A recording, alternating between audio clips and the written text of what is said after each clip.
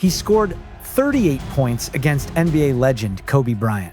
Days later, he hit a buzzer-beating, game-winning three-pointer that shook an entire city. For 2 unbelievable weeks, Linsanity was the biggest story on the planet.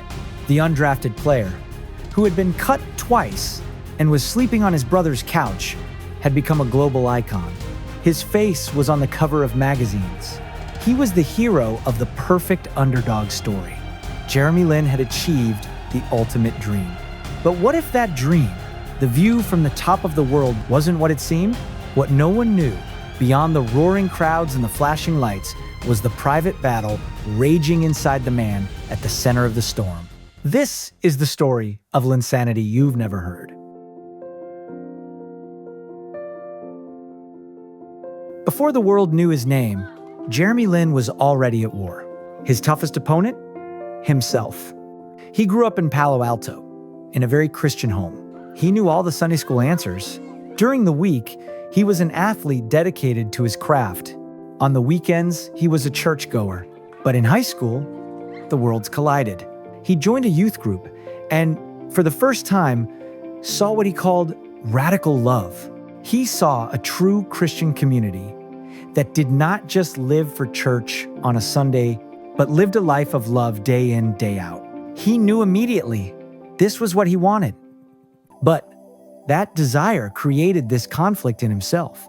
On the one hand, he was a fierce competitor with a burning ambition to win. On the other hand, his faith taught him to be humble and to play for God's glory. How could a selfless, meek Christian also be a dominant, title-winning athlete? Later, he admitted he just didn't get it, and it would take years for the answer to present itself. But in the meantime, he was about to face tests of physical skill and spiritual faith in ways he couldn't have imagined. On paper, Jeremy Lin was the perfect recruit. In his senior year of high school, he captained his team to a 32-1 record, winning a state championship. He was named the Northern California Player of the Year. He also had a GPA of 4.2. Logically, the scholarship offers should have been pouring in. The reality? He received 0. The top colleges in his home state weren't interested.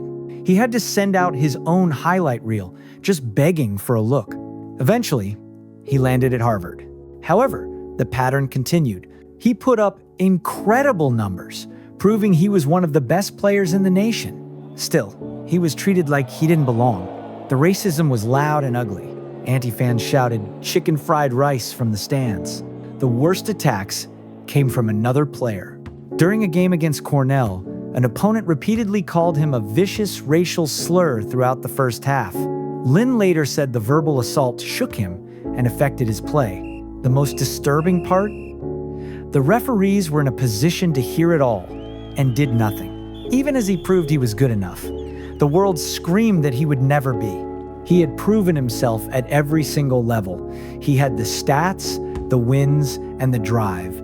As he looked to the 2010 NBA draft, surely the professional scouts couldn't ignore him, could they? Jeremy Lin's name was not called. He had dominated high school and college, but when the 2010 NBA draft arrived, he went completely undrafted. The rejection was based on a familiar, false story. One NBA general manager later admitted the bias was clear. He said that everyone, including himself, thought he was unathletic. Why?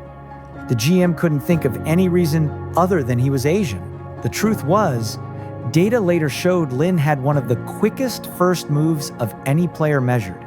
The scouts were seeing the stereotype, not the athlete. But then again, maybe this wasn't God's plan for his life? Maybe he was fighting an unwinnable battle. Regardless, Jeremy finally signed a contract with his hometown team, the Golden State Warriors. Yet even there, he was the last man on the bench, barely playing in any games. 3 separate times he was sent down to the minor leagues. Then his career hit rock bottom in December 2011. He was cut by the War again, this time by the Houston Rockets. On Christmas Eve, he had been fired twice in 16 days. just in time for his savior's birth. It wasn't looking good. With his Harvard economics degree, he had every reason to quit. What he didn't know, until 7 years later, was the incredible, secret sacrifice his mother, Shirley, was making. To keep his dream alive, she had quietly given up her entire retirement fund, her 401k. It's just take out my 401k. So just take it off on my 401k. Unaware of this hidden sacrifice his family had made for him, Jeremy received one last desperate chance by the New York Knicks. They were down bad with injuries and needed someone fast. He arrived in the city to play for the Knicks as the fourth-string point guard, a small role for a canceled small-town player. He slept badly on his brother's couch, imagining the call announcing he was cut again. Were his dreams really over? Or was this one last attempt God's way of opening a door? Jeremy was one day away from being cut. The Knicks were losing. Their star players were injured. But on February 4th, 2012, with nothing left to lose, Coach Mike D'Antoni put in the man from the end of the bench. What happened next wasn't just a good game. It was a cultural explosion. Lin came off the bench and electrified the crowd, scoring 25 points against the Nets. The city was stunned. A few days later, in his first ever start, he scored 28. Then he faced the legend, Kobe Bryant and the Los Angeles Lakers. In a performance for the ages, Jeremy Lin dropped 38 points and led his team to victory. Days later, against the Toronto Raptors, with the score tied and seconds ticking down, he hit a cold-blooded game-winning three-pointer at the buzzer. The world erupted. Linsanity was born. In 2 unbelievable weeks, the man who was sleeping on a couch, questioning his life choices, had become the most famous athlete on the planet. He was on the cover of magazines. A global icon. Every single person who had ever doubted him was proven wrong. Jeremy had achieved the dream, and yet that old war inside of him still raged, and it was about to turn the dream into a nightmare. When you tell a story like this, the sound matters, the crowd, the tension, even the quiet moments. But if you're a creator, using the wrong music can turn a great scene into a problem fast. Most creators don't realize how strict platforms are now. On YouTube, unlicensed music can lead to demonetization or even copyright strikes. 3 strikes and your whole channel can be taken down. On Instagram and TikTok, your video can be muted or removed completely. That's why I use Epidemic Sound, an affordable, royalty-free music library made for creators. It keeps your videos safe, your monetization protected, and your workflow simple. And most importantly, you get music that actually elevates your story. With a plan from as low as $7.99 per month, you have access to over 50,000 music tracks and 200,000 sound effects. Everything you publish while subscribed stays cleared forever. If you want to create safely and sound like a pro, click the Epidemic Sound link below and start your free trial.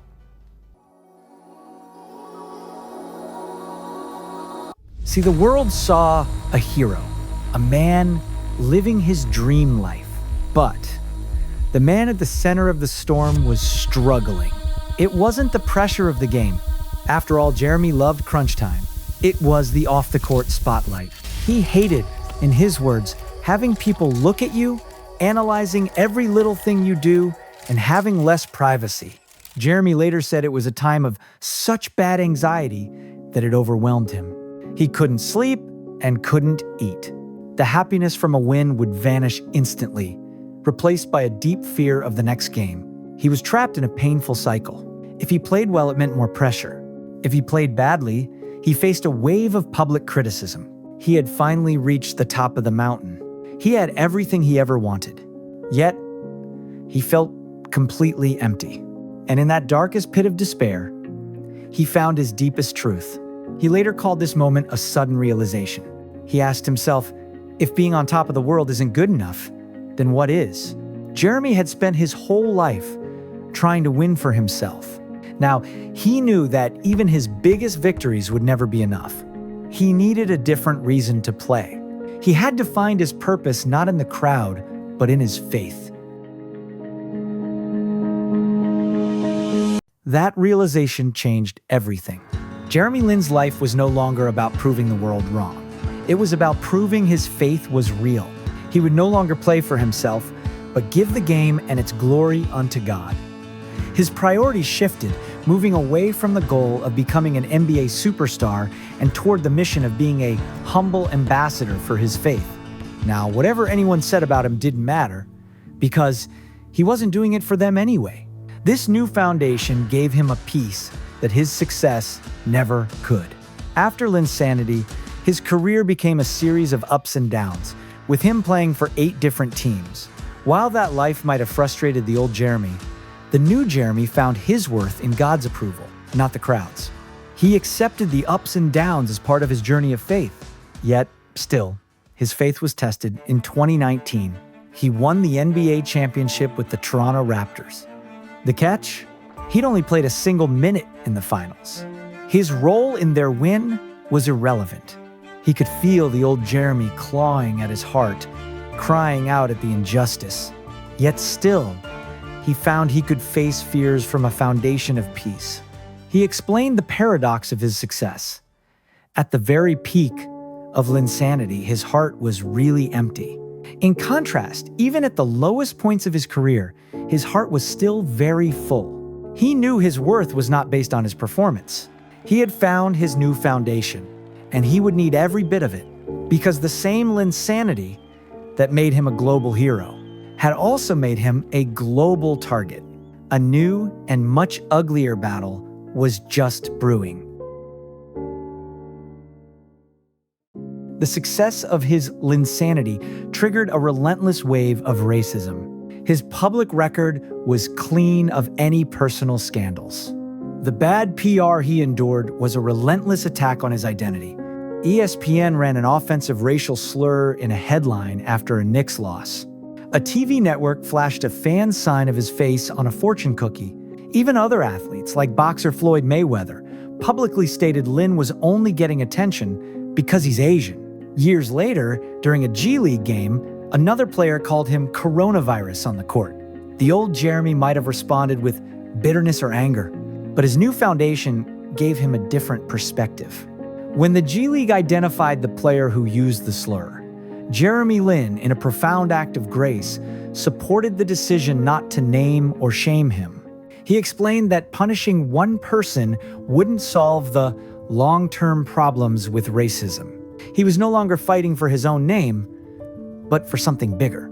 He had found peace, rooting his identity not in being an NBA star, but in being a man of faith. This new priority would soon lead him to a final decision that would shock the basketball world.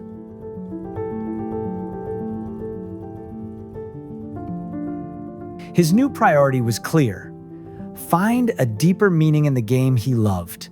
After he left the NBA, he received numerous opportunities to remain connected with the league. From TV stations to basketball clubs, everyone across the country seemingly wanted a piece of the Linsanity. Instead, he made a decision that stunned the sports world. He chose to play in Taiwan, the land of his parents' birth. But for Jeremy, this wasn't a step down. It was a homecoming. Jeremy was no longer playing to win championships. He wanted to find what he called meaningful basketball. His focus became the next generation of players. Finally, in August 2025, after a remarkable journey, an incredible career, and huge contribution to the basketball world, Jeremy Lin officially announced his retirement from professional play. It was the final proof of his transformation. The kid who once struggled, wondering how he could play for both God and himself, had finally found his answer. He had found his peace. Jeremy Lin had achieved everything the world desires: fame, success, the top of his profession, and he discovered, to his own surprise, that it was meaningless. His experience echoes the ancient words written in the book of Ecclesiastes. I denied myself nothing my eyes desired. I refused my heart no pleasure. Yet when I surveyed all that my hands had done and what I had toiled to achieve, everything was meaningless, a chasing after the wind. Linsanity was the moment he captured the world's attention, but his true life's calling was defined by the peace he found in the quiet, when he learned an ancient truth and chose faith over fame.